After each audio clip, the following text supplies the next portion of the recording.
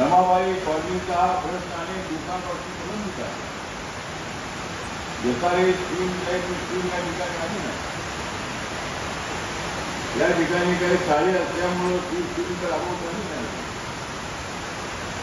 पण आता सरकारने निर्णय घेतलेला आहे की MMRDAनी रमाबाई कॉलनी सारख्या वस्तीचं या विभागाचं डेव्हलपमेंट करायचं. पण अजून याचा आराखडा तयार नाही का?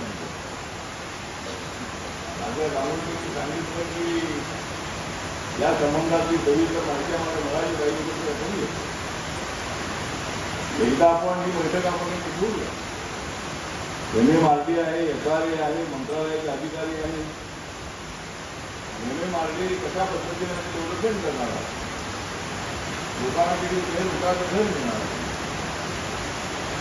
यामध्ये कोणत्या सुविधा असणार आहे, शाळा आहे, हॉस्पिटल आहे किंवा बाकीच्या कोणत्या त्यामध्ये सुविधा असणार आहे, या संबंधाची माहिती आपल्याला निर्मित केली आवश्यक आहे. त्यासाठी एकदा आपण बैठक घेऊ. पण या भागाचं डेव्हलपमेंट एवढा हायवेच्या बाजूला असणारी ही नवीन वस्ती आहे.